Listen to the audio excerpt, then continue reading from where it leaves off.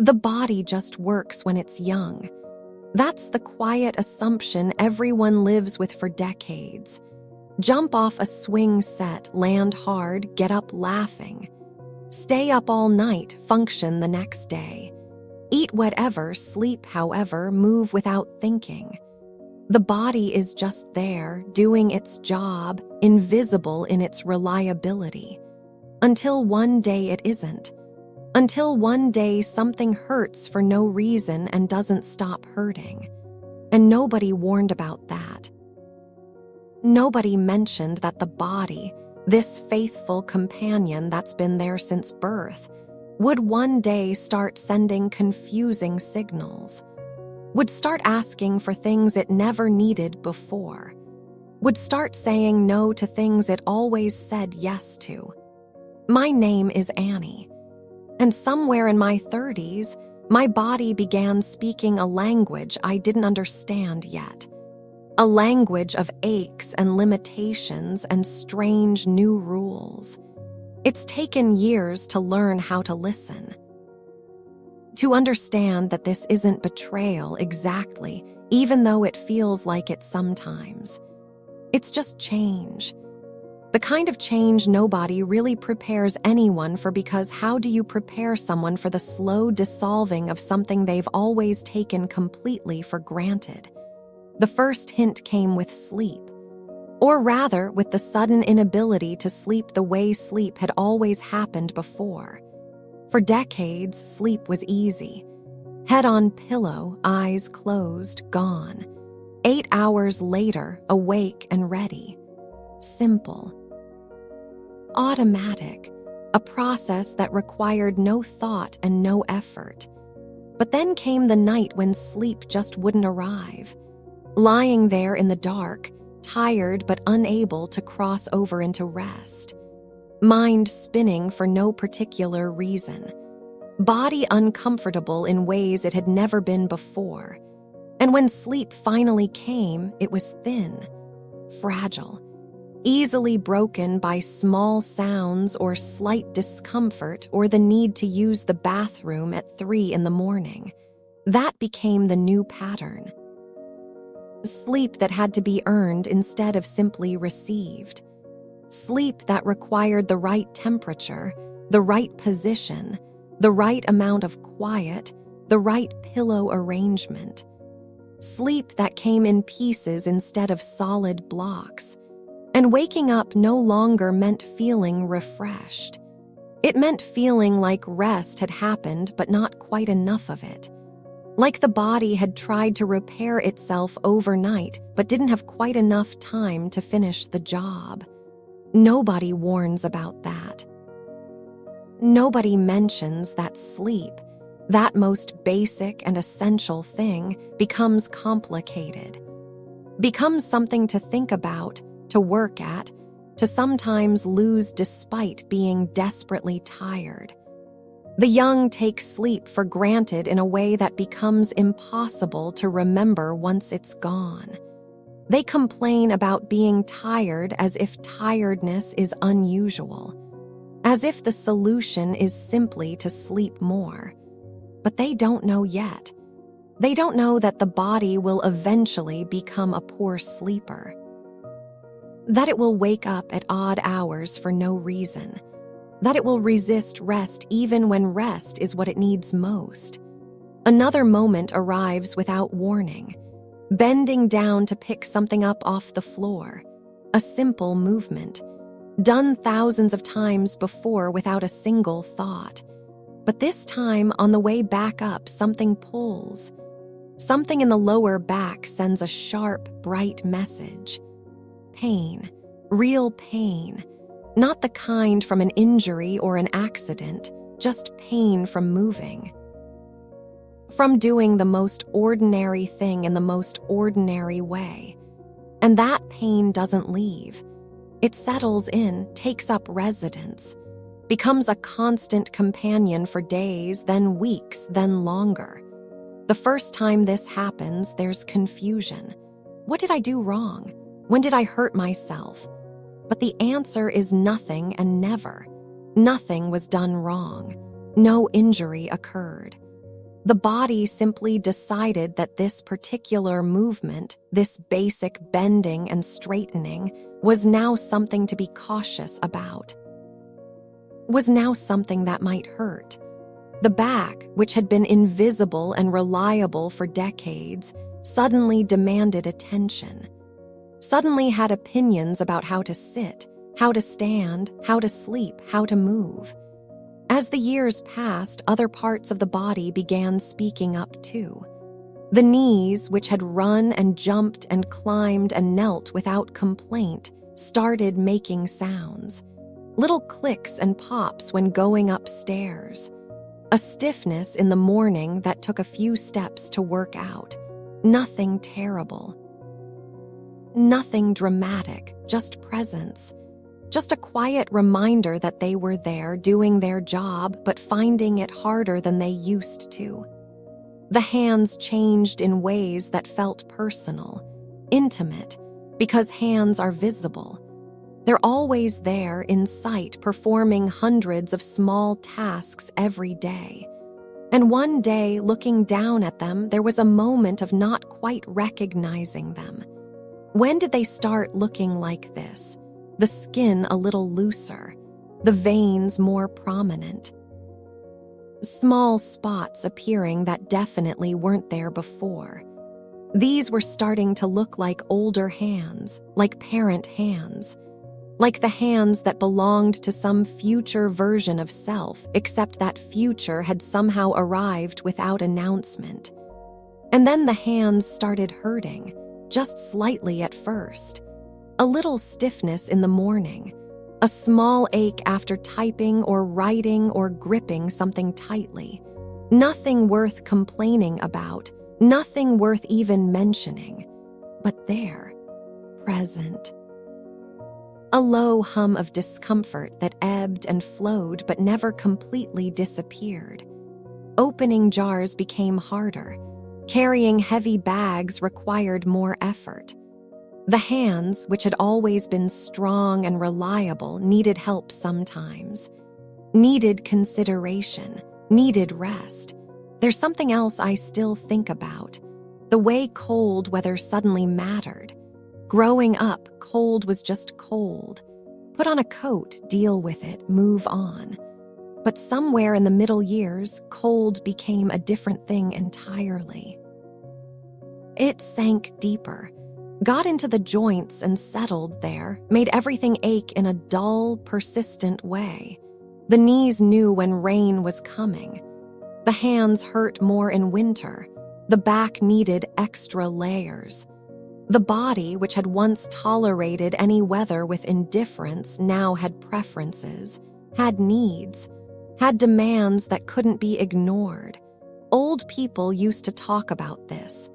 About how their joints ached when the weather changed, and it seemed like something distant. Something that happened to elderly bodies, far in the future, not relevant to the present. But the present changed, and suddenly those conversations made perfect sense. The body really did respond to barometric pressure, really did hurt more when it was cold and damp. Really did need warmth and care in ways it hadn't before. Another memory returns to me now. The first time getting sick felt different. Catching a cold used to mean a few days of feeling bad, then bouncing back. Young bodies recovered quickly, completely. A week later, it was like the illness had never happened. But then came the cold that lasted 3 weeks instead of 3 days. The cough that lingered for a month. The fatigue that stuck around long after the other symptoms disappeared. Getting sick became a bigger event, something that required more time, more rest, more patience. The body's ability to fight and recover was still there, but it was slower, more effortful. Like watching a video in slow motion. And the recovery kept getting slower. Each illness took a little longer to shake off. Each injury needed more time to heal. A sprained ankle that would have been fine in a week now needed 3. A cut that would have closed up quickly now took its time.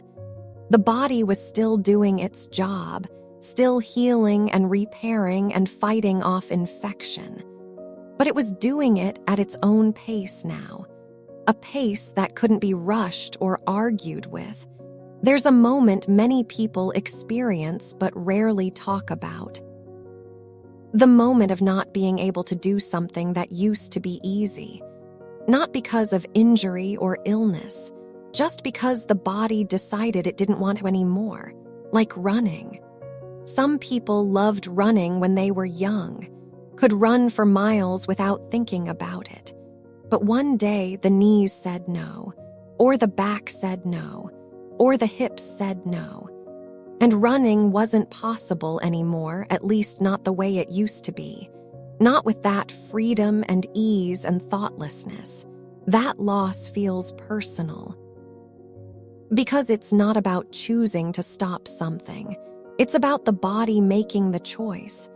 About the body setting new boundaries without asking permission. And there's grief in that. Real grief. For the activities that are no longer possible. For the easy strength that used to exist. For the body that could do whatever was asked of it without complaint. But then something unexpected happens. Over time, there's an adjustment. A learning to work with the body instead of against it. If running isn't possible anymore, maybe walking is. Maybe swimming is. Maybe yoga is. The body might say no to some things, but it still says yes to others. It just requires listening. Requires paying attention to what it needs and what it can do and what it's asking for. The relationship with the body changes completely. When young, the body is just transportation, a vehicle to move through the world. Something to ignore unless it's in pain or sick. But with age comes intimacy, comes knowledge, comes a kind of partnership. The body speaks more clearly now. It says when it's tired, when it's hungry, when it needs rest, when it needs movement. And listening to those messages becomes essential, becomes survival, becomes the difference between functioning well and struggling constantly. I remember another moment that arrived like a small shock. Looking in the mirror after a shower and not quite recognizing the reflection. The body had changed. Not dramatically. Not in any single way that could be pointed to. But the overall effect was different. This body looked older, softer in some places, different in shape. Marked by time in ways that felt both natural and strange. There was no specific day when this change happened. It accumulated slowly, invisibly, until suddenly it was visible. Suddenly it was undeniable. The culture says bodies are supposed to stay young-looking forever. That aging is something to fight against, to hide, to be ashamed of. But standing there, looking at this older body, there was something else underneath the surprise, something like respect. This body had carried so much, had survived illnesses and injuries and stress and grief, had brought children into the world for some, had worked thousands of days, had experienced pleasure and pain and everything in between, and it was still here, still functioning. Still trying its best to do what was needed. The marks of time weren't failures. They were evidence, proof of a life lived. The stretch marks told stories. The scars held memories. The gray hair spoke of years survived. The softer middle reflected changing hormones and metabolism and the way bodies naturally shift with age. None of it was wrong. It was just different from the body that existed at 20. And 20 was a long time ago now. As the years passed, there were more adjustments to make. Reading glasses became necessary when small print started blurring. At first, this felt like a defeat, like an admission of diminishment. But then came the realization that everyone needs reading glasses eventually, that it's not a personal failing, it's just biology. The muscles in the eyes get tired.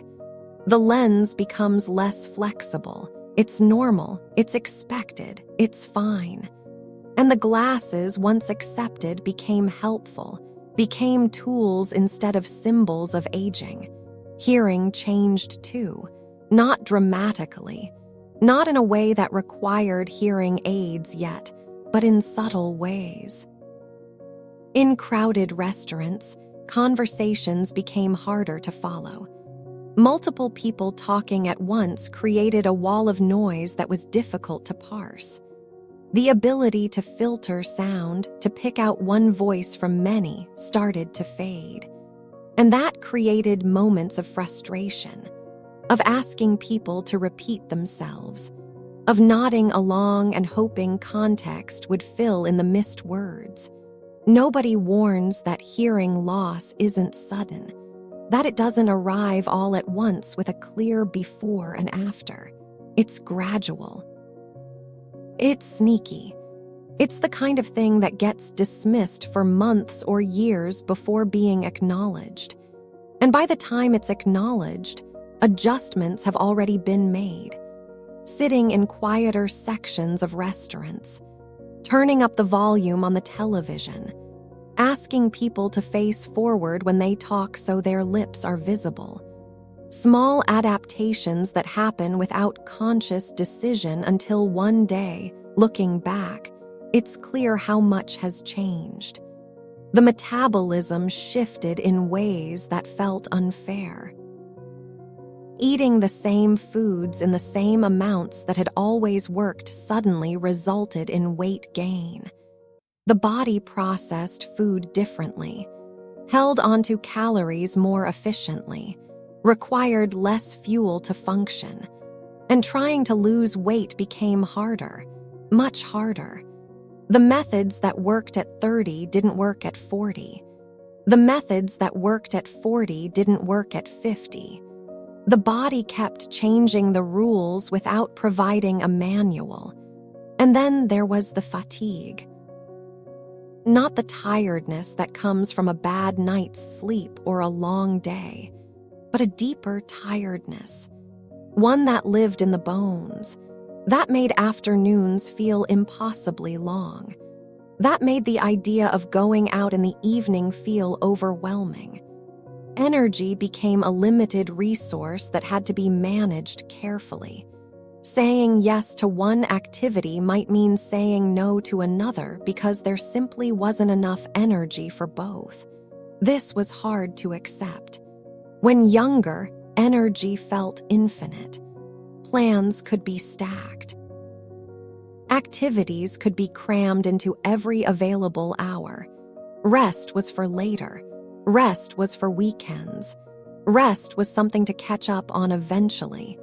But the body stopped allowing that, started demanding rest in the moment, started shutting down when pushed too hard, started making it very clear that energy was finite and needed to be spent wisely.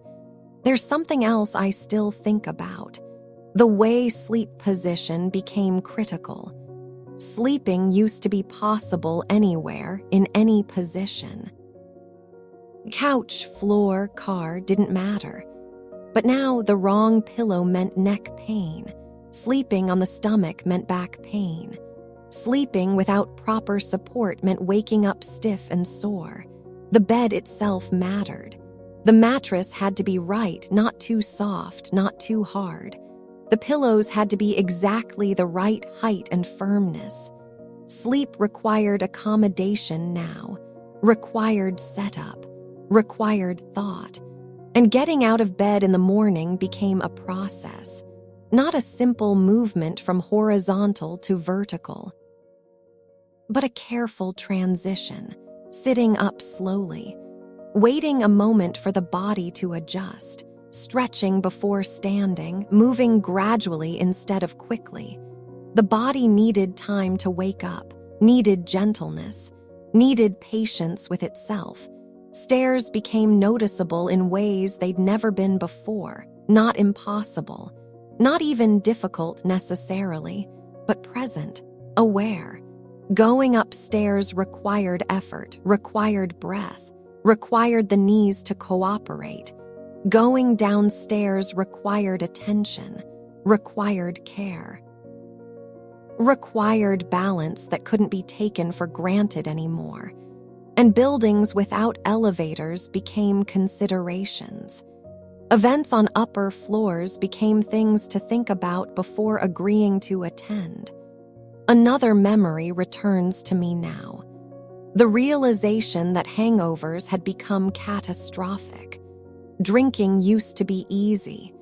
Have some wine, have some beer, stay up late, wake up maybe a little tired but basically fine. But then came the hangover that lasted 2 full days. The pounding head, the nausea, the exhaustion, the regret. And it was from a completely reasonable amount of alcohol, nothing excessive, nothing that would have caused a problem 10 years earlier. But the body had changed its tolerance, had decided that alcohol was now a substance to be approached with caution. And caffeine became tricky too. Coffee in the afternoon meant no sleep that night. Coffee too late in the morning meant jittery anxiety. The body became sensitive in ways it hadn't been before. Particular about what it consumed and when. Demanding moderation where there used to be freedom. The skin changed constantly. New spots appeared. New lines formed. Texture shifted. What used to be smooth and tight became softer and looser. Wounds healed slower and left marks that stayed longer. Bruises appeared without any memory of impact. The skin, which had always been resilient and self-healing, became fragile, became something that needed sunscreen and moisturizer and gentleness. And then came the moment of noticing parent skin, looking at arms and seeing the same kind of skin that parents had, thin and spotted and showing veins. It was startling. It was proof of time passing, proof of becoming the age parents used to be when they seemed old, the skin on the hands especially. That delicate skin that creased when pinched and took a moment to smooth back out. That was old person skin. And somehow it had become personal skin. There's a particular kind of pain that shows up with age. Not injury pain, not illness pain, just pain for no reason. The shoulder that hurts when reaching overhead. The hip that aches after sitting too long. The foot that's tender in the morning. These pains come and go without explanation. They're not serious enough to see a doctor about, not significant enough to warrant treatment. They're just there, part of the background, part of what it means to live in an aging body. And the response to pain changed too. When younger, pain meant stop, meant something was wrong, meant don't do that. But with age comes the understanding that some pain is just noise, just the body complaining about being older. And it's possible to work through that pain, to move gently into it, to stretch it out, to keep going despite it. Because stopping completely would mean stopping everything, would mean giving up activities that still bring joy even if they also bring discomfort. I remember another moment that felt like a turning point. Needing help with something physical, needing someone else to lift the heavy thing or open the stuck jar or reach the high shelf. It felt humiliating at first, felt like an admission of weakness, like a loss of independence. But then came the realization that asking for help wasn't weakness. It was wisdom. It was working with reality instead of against it.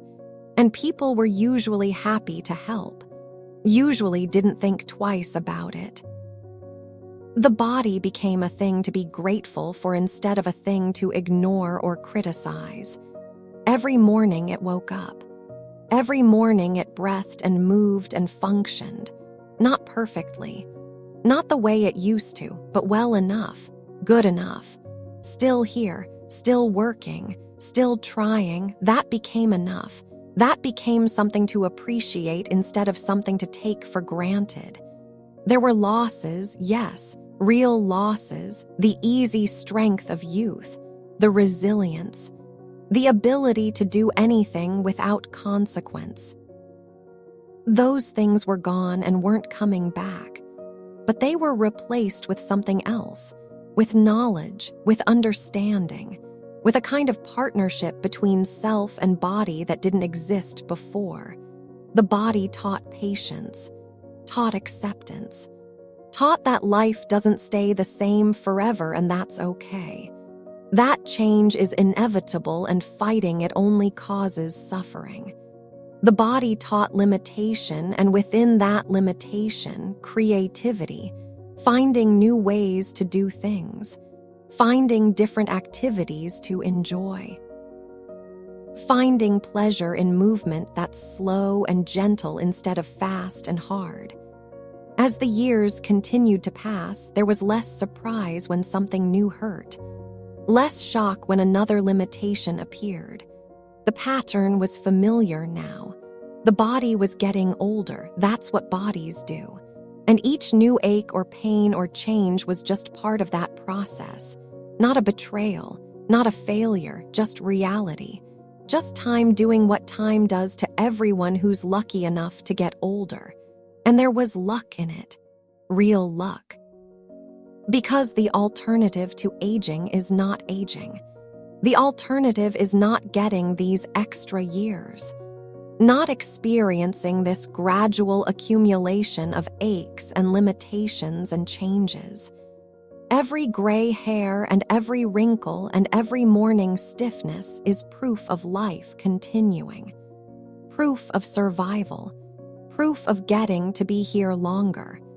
The younger version of self wouldn't understand this, wouldn't believe that there could be gratitude mixed in with the discomfort, wouldn't see how the losses and the gains are tangled together in ways that can't be separated. But the younger version doesn't need to understand yet. Their body is still working smoothly, still invisible in its reliability. And that's exactly as it should be. There's wisdom in the aching knees, in the tired eyes, in the back that protests movement, in the hands that need rest. The wisdom is this: nothing lasts forever. Everything changes. The body that worked one way will eventually work another way. And clinging to the past version, wishing for it, mourning it constantly, only creates suffering. But accepting the present version, working with it, listening to it, appreciating what it can still do, that creates peace. The body isn't the enemy. It never was. It's been a faithful companion from the very beginning. It's carried every experience. It's felt every emotion. It's survived every hard thing. And now it's asking for gentleness, for understanding, for care. That's not unreasonable. That's not betrayal. That's just an old friend saying, I've been with you all this time and I'm getting tired and I need you to be kind to me now.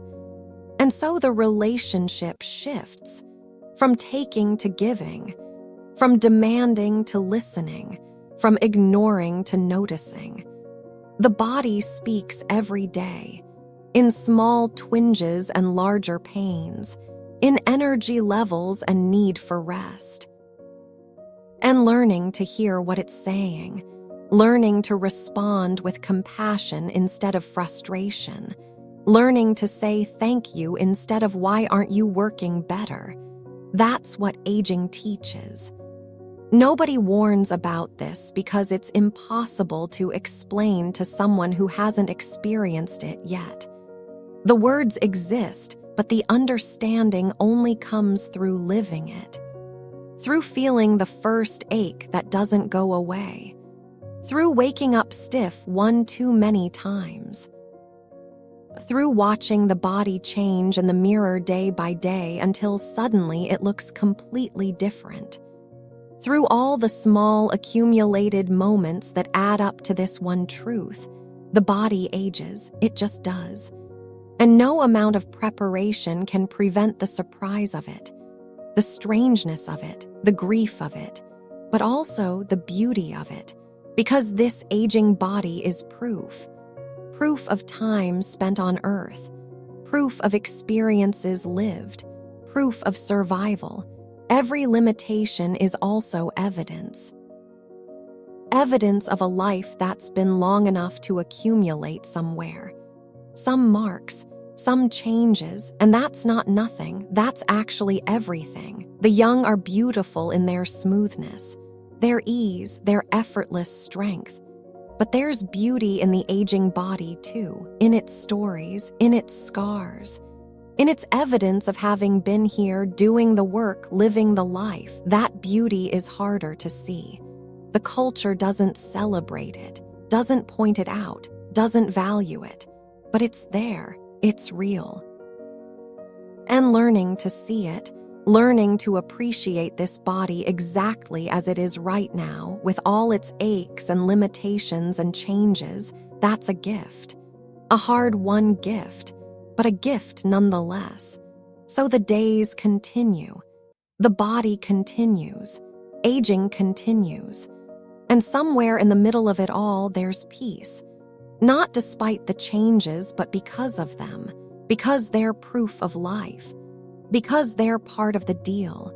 Because everyone who's lucky enough to get older experiences this exact same thing. These same betrayals that aren't betrayals. These same losses that are also gains. This same strange, difficult, beautiful process of being alive in a body that's doing its best with the time it's been given. And that has to be enough. Because it's all there is. This one body. This one life. These accumulating years. And somewhere in the accepting of what is instead of what was or what should be, there's freedom. There's lightness. There's even joy. Not the easy joy of youth, but the deeper joy of understanding. Of wisdom earned through experience. Of looking at this aging body and seeing not failure but triumph. The triumph of still being here, still moving, still alive, still learning, still growing, still changing, still becoming. If these reflections stirred something in you, if they named experiences you've lived or are living, I'd be grateful if you'd take a moment to leave a like and subscribe. There are more honest stories here, more gentle truths about being human, more reminders that none of us walk this path alone. Thank you for spending this time with me, and may you be as gentle with your body as it deserves. It's been carrying you all this time. That's no small thing.